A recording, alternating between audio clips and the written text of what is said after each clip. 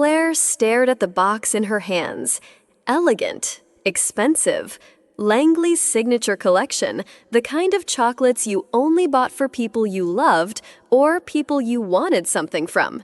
It was her birthday, or at least that's what the note inside pretended to celebrate. Specially chosen just for you. Happy birthday, love, Margaret. Handwritten, neat cursive, perfect like always. Too perfect. Claire's fingers trembled as she traced the seal. It wasn't the chocolate that unnerved her. It was the way her mother-in-law had smiled while handing it to her, like a queen gifting poison in a crystal goblet. That smile. Sweet, but hollow. The kind of smile you could drown in and no one would ever find your body. Jason had been there, smiling too. "Come on, open it," he had said, nudging her like this was a party, not a trap. But Claire hadn't opened it, not yet. Because in that moment, as Margaret leaned in and kissed her cheek, Claire felt something cold crawl down her spine. She didn't know why. She just knew something wasn't right, and it hadn't been for a long time. It hadn't started with the chocolates. Claire thought about that later, lying awake in bed at 3 a.m., staring at the ceiling while Jason snored softly beside her. No, it had started earlier, quieter. The Christmas cookies. Last December, Margaret had baked everyone's favorites: sugar for Lauren, gingerbread for Jason, and a special batch of peanut butter crunch just for Claire. But Claire had a nut allergy. Not life-threatening, but bad enough to leave her with days of stomach pain. Margaret knew that. She smiled when Claire took the first bite. "Oh dear, I must have forgotten," she'd said, but never looked surprised, only amused. Then the wedding. Margaret insisted on bringing a rare French wine to toast the new couple. Claire drank it out of politeness. That night, she missed half their own reception, vomiting in the hotel room. Jason said she was just stressed. But Claire remembered the taste. Sweet, then bitter, and then the birthday chocolates, the second box in less than a week. Jason had brushed it off. Just a mix-up, he'd said. But Margaret never did anything by accident. One mistake? Maybe. Two? Coincidences. But three? Three is a pattern. And Claire was starting to connect the dots. If you met Margaret Whitman at a dinner party, you'd never suspect a thing. She'd compliment your earrings, ask about your job, laugh politely at your stories. She was, by all accounts, the perfect hostess, refined, warm, attentive. But Claire had lived behind the curtain, and what the world saw as elegance, Claire learned to recognize as strategy. Margaret never yelled, never slammed doors, never made a scene. She didn't need to. A tilt of her head could silence a room. A smile could slice deeper than a scream. And her compliments, they always came with a sting. "That dress is so brave on you, dear. Not everyone can pull off bold colors. It must be nice working from home. So much free time to do whatever it is you do." Jason never noticed. Or maybe he chose not to. Claire would try to explain to make him see the subtle digs, the cold dismissals, the carefully timed jabs. But he'd always shake his head. "That's just how she is. Don't take it personally." But Claire did take it personally. Because there's only so many times someone can smile at you like you're a burden before you start wondering if you really are one. And worst of all, Margaret's eyes never smiled. They only watched, calculated, waited. At first, Claire defended Jason. "He's just caught in the middle," she told Rachel one day, trying to sound like she still believed it. "It's hard for him, too." But somewhere between the peanut brittle and the birthday chocolates, Claire realized something had shifted. Jason didn't just fail to defend her anymore. He was defending Margaret. Actively. Blindly. You always assume the worst about her. Mom's trying. Can't you just appreciate that? She didn't mean anything by it. Claire stopped responding. What was the point? One night, after a particularly cruel dinner at Margaret's, Claire finally said it out loud. "I don't feel safe around her." Jason blinked, like she had just told him the moon was made of glass. "You're being dramatic," he muttered. "You always are lately." That was the night Claire cried in the shower, pressing her hands against the tiled wall like she was trying to keep herself from disappearing. She didn't want to be right. She wanted to be wrong, desperately. Because if she was wrong, then this wasn't real. But if she was right, then the woman who raised her husband was trying to erase her. And Jason, he was helping her do it one denial at a time.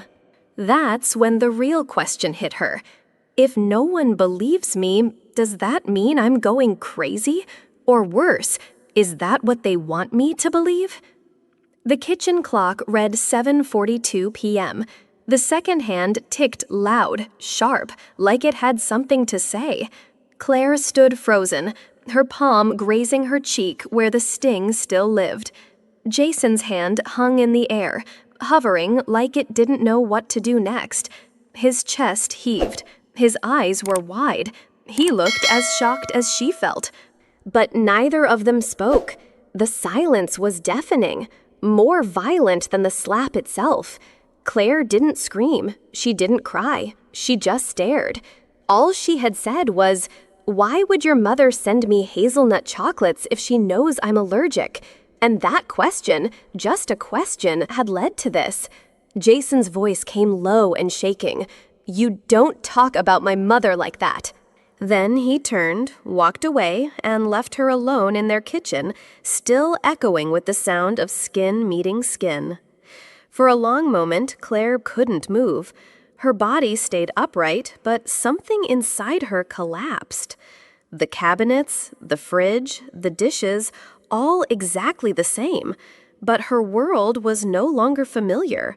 That kitchen, once filled with Sunday pancakes and laughter, now felt like a crime scene, and the clock just kept ticking.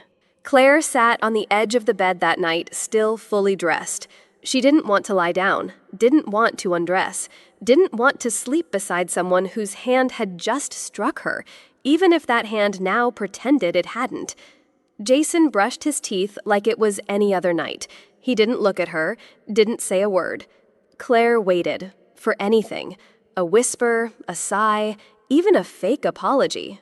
Nothing. He pulled back the covers and climbed into bed. "You know," he finally muttered, "this wouldn't have happened if you stopped picking fights with her." Her throat burned.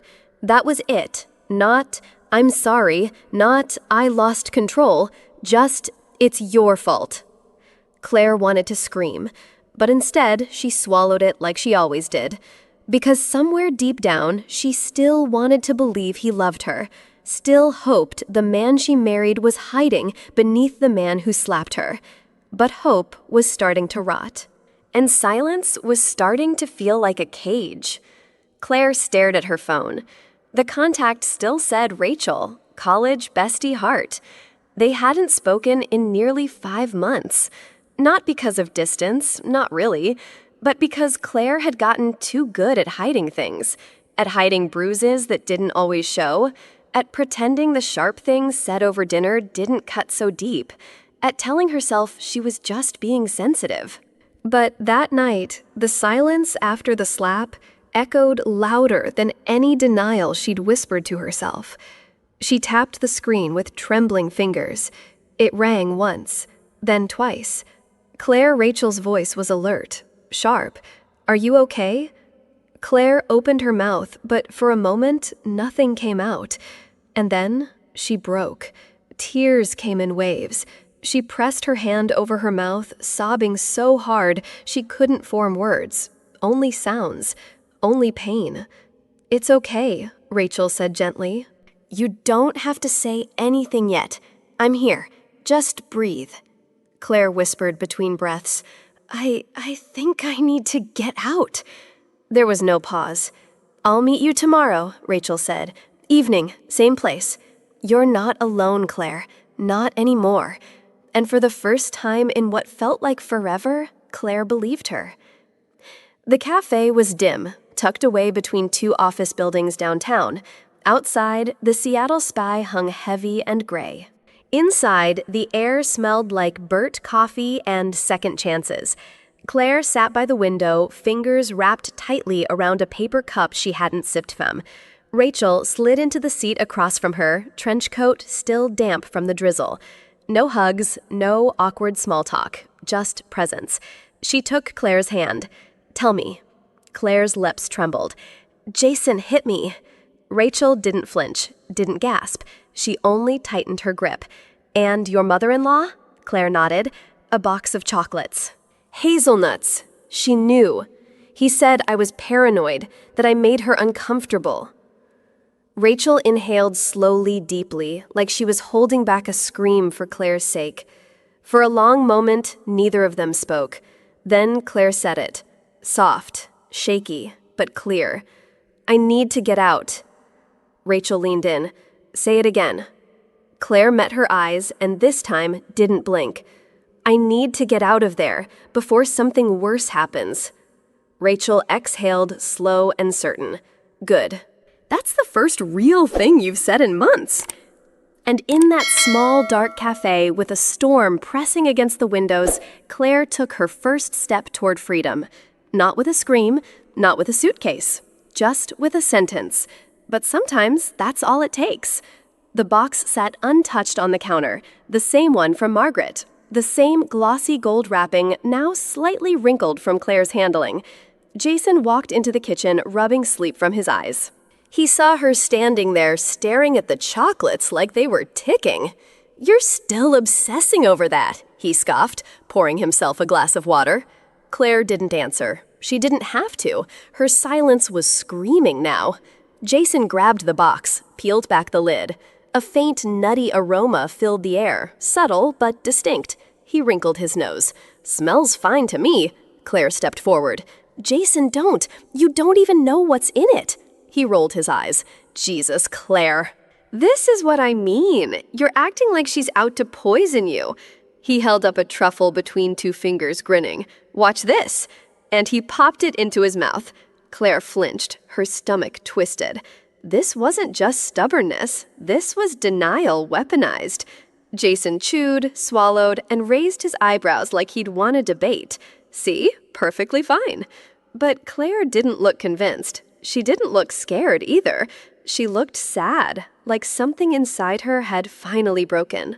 Because this wasn't about chocolate anymore. This was about a man so desperate to defend his mother, he'd rather risk his life than believe his wife. The sound hit her like a slap, wet, violent, choking. Claire's eyes snapped open. For a second, she didn't know where she was. Then she heard it again, the gagging, the thud of knees against tile. She jumped out of bed. "Jason?" No answer. The bathroom light was on, the door half closed. She pushed it open slowly, and what she saw would stay burned in her mind forever. Jason was collapsed on the floor, his body curled in on itself, shaking. Sweat soaked through his t-shirt. His lips were dry, cracked, his skin an unnatural gray. He turned his head toward her, eyes glassy, mouth trembling. "Help me." Claire knelt beside him, panic exploding in her chest. He was birding up, and yet ice cold. "Jason, what's wrong? What did you eat? What?" And then she stopped. Because she knew. The chocolate. Her hands shook as she grabbed her phone, dialed 911. "My husband, he's vomiting. His skin is pale. He's barely responsive. Please, please hurry." The operator asked questions. Claire answered on autopilot. Within minutes, the sirens were wailing. Lights flashed outside the window. Paramedics burst through the door. And Claire? She stood frozen, trembling, because the man who said she was paranoid was now dying from the very thing she feared. The ambulance smelled like plastic, antiseptic, and fear. Claire gripped Jason's hand the entire ride. It felt cold and limp. His lips were dry, his breathing shallow. He faded in and out, mumbling incoherently, sometimes her name, sometimes nothing at all. "Stay with me," Claire whispered. "Please, just stay awake." When they reached St. Mary's Medical Center, the doors swung open and Jason was whisked inside. Claire followed, her legs numb, her heart thudding like war drums. They hooked him to IVs, drew blood, placed oxygen tubes under his nose. Monitors beeped, nurses rushed, voices overlapped. Claire stood just outside the curtain, arms wrapped around herself like armor. For the first time in her life, she didn't want to be right. She wanted it to be a virus, food poisoning, anything else. But then the doctor came out, clipboard in hand, expression tight. "Mrs. Whitman," Claire stepped forward, "your husband is stable for now. But we've identified the toxin. It's arsenic, acute poisoning. The world shifted. Arsenic, not spoiled food, not nerves, poison, deliberate." Claire's knees buckled. She grabbed the edge of a chair to stay upright. "He only ate the chocolate," she whispered. "They were from my mother-in-law." The doctor's expression darkened. "Do you still have the packaging?" Claire nodded. "At home, untouched. Bring it, immediately." And as the doctor walked away, Claire stood frozen in the sterile hallway, her ears ringing, her eyes burning, her hands still shaking with a truth no one could deny anymore. The hospital room was quiet now. Machines beeped steadily. Jason lay unconscious, a pale ghost of the man he had been 2 days ago. Claire sat in the corner chair, still cold and hollow. In her mind, she replayed everything. The chocolates, the bite she never took, his smirk, his dare, his "watch this." And now this. She rose, slowly walked to his bedside, and stared at the IV dripping slowly into his veins. Her voice came out low, barely audible. "That was meant for me." The words dropped into the room like lead. If I had opened that box first, if I had eaten just one truffle, you wouldn't be the one in this bed, Jason. I would. The weight of it crushed her chest, not because she wanted him to suffer, but because he almost died trying to prove she was wrong. Claire brushed a strand of hair from his forehead. "You lived because I doubted your mother long enough to stay alive." She didn't say it with pride. She said it with grief. Because nothing about being right felt like winning when the person you loved was nearly killed by their refusal to believe you. The first thing Jason saw was a ceiling he didn't recognize. White, sterile, cold. He blinked. His throat was raw. His mouth tasted like metal. And then the pain hit a deep, twisting nausea that reminded him of the chocolate. His eyes moved slowly across the room, and there she was, Claire, sitting in the corner, tired, pale, but there. She didn't rush to him, didn't cry. She just looked at him, not with anger, not with pity, but with something that felt worse, disappointment. "Claire," he rasped. She stood, walked over, placed a glass of water to his lips. He drank. "What happened?" Her voice was steady. "Too steady. You were poisoned." Jason frowned. "Poisoned?" Claire nodded. "Arsenic? The chocolates?" He stared at her, blinking. "But, Mom," he didn't finish the sentence, because even as he said it, something shifted. A memory. The wine, the brittle, the jokes about her allergies, the way Mom smiled when Claire looked uncomfortable. But even Jason didn't believe himself anymore. Claire didn't push. She just whispered, "Maybe you saw it all along. You just didn't want to admit it." Jason turned away, eyes wet. And in that silence, for the first time, he started to wonder if the woman who raised him was capable of something unthinkable. The keys trembled in Jason's hand. Claire stood behind him, heart pounding so hard she could feel it in her throat. Rachel scanned the driveway, her sharp lawyer instincts alert for anything off. Margaret was gone, a legal appointment they'd confirmed.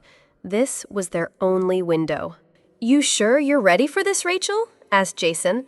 He didn't answer. He just unlocked the front door.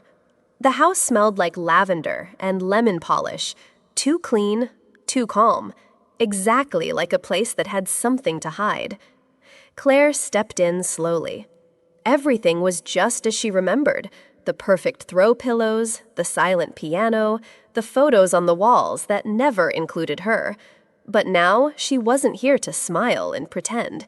She was here for the truth. They moved quickly. Jason upstairs. Rachel toward the office. Claire straight to the master bedroom. She opened drawers, checked under rugs, tapped on wooden panels behind shelves. Nothing until she reached the bookshelf. A row of Jane Austen novels arranged too precisely. Claire pulled one, then another. Behind the third book, a hidden keyhole. She called out, "Jason, Rachel, I found something." Jason appeared with a letter opener. Rachel joined her, phone ready to document everything. Click. The hidden drawer slid open, and what they saw inside would change everything. The wooden box was old, polished, heavy, and locked for a reason. Jason pried it open with the letter opener.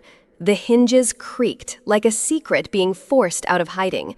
Inside, papers, lots of them, neatly stacked, deliberate. Claire reached in, hands trembling. The first document made her breath catch. A life insurance policy. Her name, her birthday, signature forged. Beneficiaries, Margaret Whitman. "Lauren Whitman, I never signed this," Claire whispered. Jason grabbed another sheet. His face went pale. "This one's mine. A second policy. Jason's life insurance. Beneficiaries, Claire and Margaret. But beside Claire's name, to be amended." Claire's hands shook harder. Beneath the papers, Ziploc bags, filled with strange dried herbs, white powder, some labeled with codes, others with nothing at all. And under those, photographs. Some from her Instagram, others clearly taken in secret.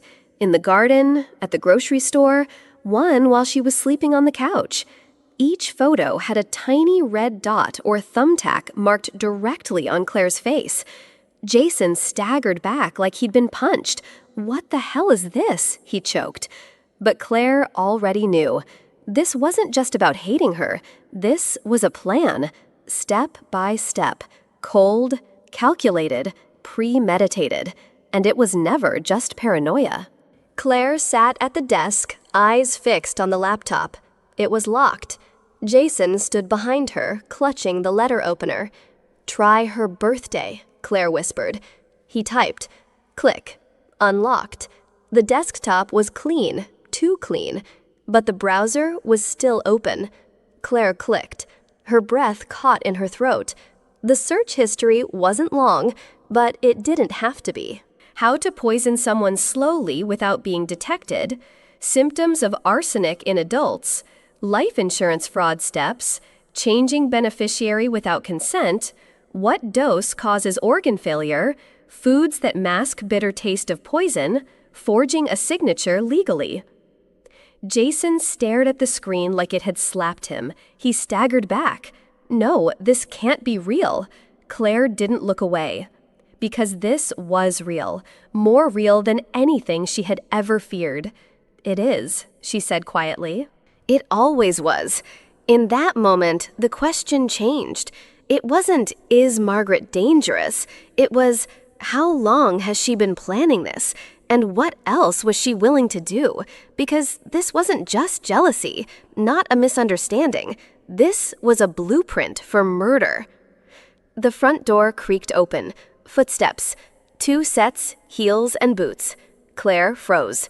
Jason's grip on the folder tightened. From upstairs, they heard Margaret's voice, light and casual. "I'll just grab the paperwork before the attorney calls back." Then silence. Claire and Jason were standing in the bedroom, box open, papers in hand, laptop still glowing with its damning browser history. Lauren appeared first at the doorway. She stopped dead. Her eyes landed on the documents, the photos, the insurance policies. "You went through her things?" she said sharply. Jason didn't flinch. "We went through the truth. Seconds later, Margaret stepped in behind her daughter. Her smile faded the moment she saw what they were holding. Jason raised a trembling hand, the life insurance policy dangling between his fingers. "You took out policies on Claire without her knowing?" Margaret's mask cracked. Not fully, not yet, but enough for the chill in her eyes to surface. "I did what I had to," she said calmly, "to protect this family." Claire's voice cut through the room, quiet but steady. "You tried to kill me." And for the first time, Margaret didn't deny it. Jason's voice shook. His hand clenched the insurance papers like they might fly away if he let go. His eyes, red, wet, stunned, stayed locked on Margaret. "Is this what protecting the family looks like?" he asked, voice low. "Taking out a policy on my wife without telling her, feeding her things she's allergic to, smiling while planning her death?" Margaret opened her mouth, but Jason didn't let her speak. "Just answer me this," he said, voice rising. "Did you or did you not try to kill Claire?" The room went still. Rachel stood by the door, watching her phone quietly recording. Claire barely breathed. And Margaret? She didn't flinch. "She was tearing this family apart," she said, her voice soft. "You were changing, pulling away from us. Everything I built, she was undoing it." Jason's jaw locked. "So you decided to kill her?" Margaret's eyes glittered. "It was never supposed to hurt you." Jason stepped back like he'd been struck again. "But you did. You tried to kill the woman I love." His voice cracked on the last word. And in that moment, something in him broke. The words came out like a scalpel. Precise, cold, deadly. "Jason wasn't the target," Margaret said, her eyes flat. "That girl Claire, she was always meant to die." Claire's knees almost buckled. Rachel gasped. "Jason!" He stopped breathing. "You're admitting it," he whispered. "You planned to murder her?" Margaret didn't blink. "You think I wanted this family destroyed? You were slipping away. She was turning you against me. You stopped calling, stopped caring. You were hers." Her voice cracked, not with sadness, with rage. "She was replacing me." Jason stared at her like he was seeing a stranger. "So you poisoned her? You bought a policy in her name? You smiled in her face while plotting her death?" Margaret's voice was eerily calm again. "I gave you life. I raised you. I had to take her out before she took you away forever." Jason looked to Claire. Her eyes were wide, tears brimming, but not from fear, from clarity. Everything made sense now. This was never about jealousy. It was about possession. And Margaret had just confessed to the world that she was willing to kill to keep control. Sirens. Not loud, not wailing, just enough to make Margaret freeze. Jason turned toward the window.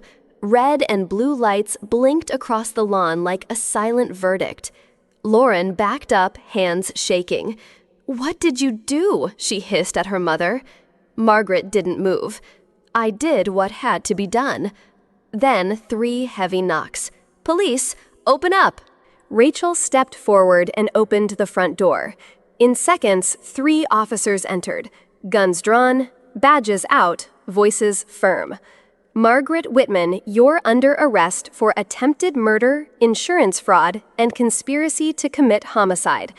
Lauren Whitman, step aside and keep your hands visible." Claire stood motionless, heart thudding. Jason couldn't breathe. As the officer grabbed Margaret's wrists and snapped the cuffs on, the sound echoed through the living room, sharp and final. "You don't understand," Margaret shouted, struggling. "Everything I did was for Jason." But Jason didn't say a word. He just stared at her, like he was watching a stranger being taken away. Because she was. The sound of handcuffs wasn't just the sound of justice. It was the death rattle of a family that should have protected and instead betrayed. The courtroom was silent. Not the kind of silence that brings peace, but the kind that comes after a storm has torn everything apart. Margaret sat stone-faced as the judge read the sentence. 6 years in state prison, he said, for attempted murder conspiracy and insurance fraud. She didn't cry. She didn't look back. Not at Jason, not at Claire, not even at Lauren. Jason sat with his hands clenched in his lap, not in anger anymore, but in grief. Lauren, on the other hand, sobbed through the entire hearing. Her plea deal came with conditions: 3 years of probation, mandatory psychiatric treatment. No contact with Claire ever again. She looked at Jason once briefly, hoping for forgiveness, but all she saw in his eyes was a mirror, one that showed her the truth. She had stood by and watched, and that was enough to be guilty. Outside the courthouse, Claire breathed the first clean breath in months, but justice never feels like victory, because no prison sentence can return what was lost: trust, safety, the illusion of family. Still, it was a beginning. Jason handed in his resignation on a Tuesday. No dramatic speech, no final email blast, just a simple envelope and a weight that dropped from his shoulders like a stone. "It's over," he told Claire that night. "Everything that tied me to her is gone." She didn't answer with words. She just reached out and held his hand for the first time in weeks. They packed what little they still trusted: clothes, a few kitchen items, one framed photo from their wedding, the only one Claire hadn't burned. And then they drove west, away from the city, the house, the courtroom, to Oregon, a small town with gray skies and pine trees, where no one knew the name Whitman, where healing didn't mean pretending it never happened, but choosing to live anyway. Their new house wasn't big, but it was quiet, and Claire could finally sleep without checking the locks twice. Jason started seeing a therapist. He didn't talk much at first, but he listened, and that was something. They didn't have rules, no fixed bedtime talks, no therapy buzzwords, just a habit. Every night after dinner, they sat on the small porch. 2 mugs, 2 hearts, still bruised, but beating in the same direction. Sometimes they talked about the past, sometimes about nothing at all, but they talked. "I should have listened to you," Jason whispered once. Claire didn't say "I told you so." She just said, "You're listening now."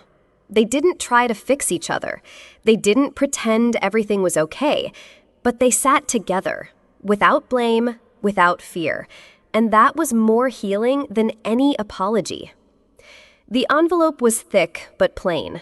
Rachel's handwriting on the front and a post-it note inside got the results. It wasn't a scare tactic, Claire. It was real. Claire sat down at the kitchen table, the Oregon sunlight spilling across the wood. She opened the folder. Arsenic detected, confirmed. Concentration level, lethal. Estimated dose enough to kill a 130-pound adult. Her hands trembled, not from surprise, but from validation. All the gaslighting, all the eye rolls, all the times Jason told her she was imagining things. This wasn't imagined. This was science. She had been meant to die. And yet, here she was, alive. But being alive wasn't the relief she thought it would be, because the real fear wasn't death.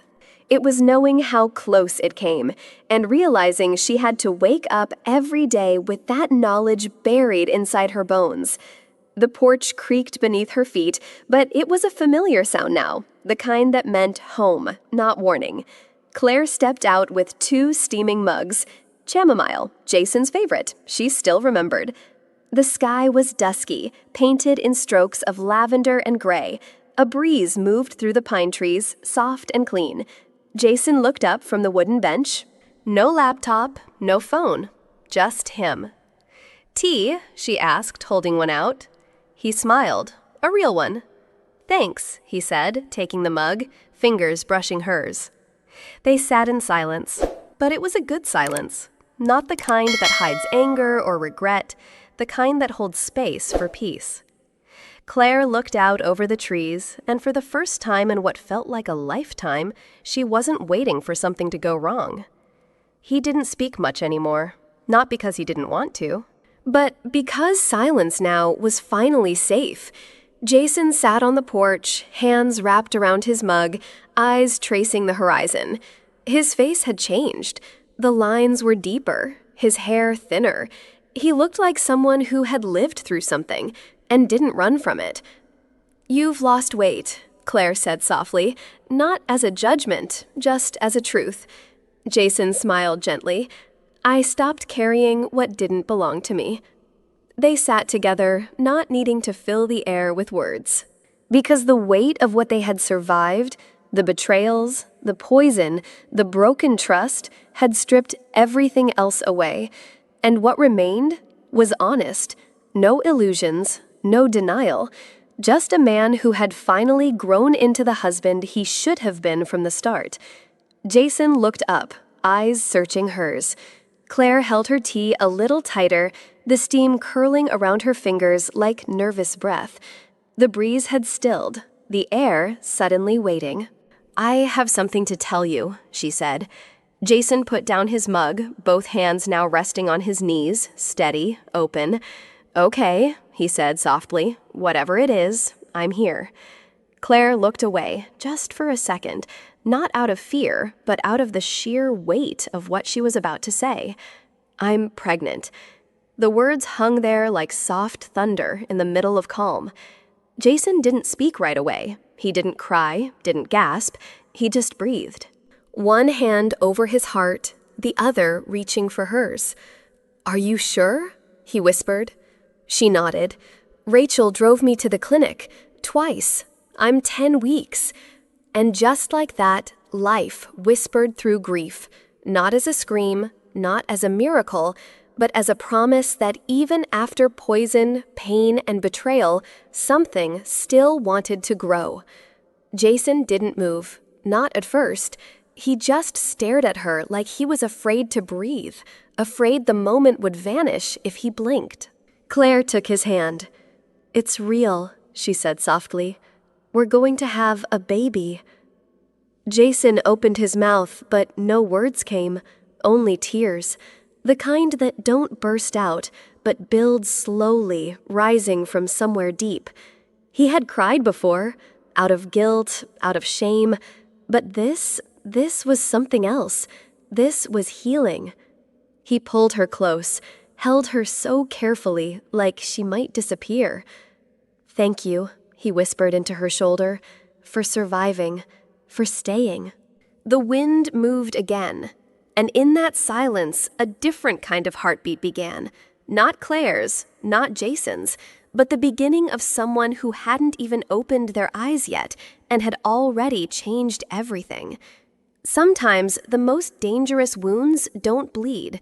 They whisper, they isolate, they make you question your own mind. Claire's story teaches us this: listen to your gut, set boundaries with people you love, even if it hurts. Survival isn't just about staying alive. It's about refusing to disappear inside someone else's version of truth. Even after betrayal, silence, and poison, Claire didn't lose herself. And because of that, she found something no one expected: hope. If this story stirred something in your heart, a memory, a feeling, a truth you've been afraid to face, then you belong here. Subscribe to Whispers of Life. We tell stories for those who've been silenced, doubted, and broken, because even whispers can shake the world. Click subscribe, turn on the bell. The next story might just save someone's soul, maybe even yours.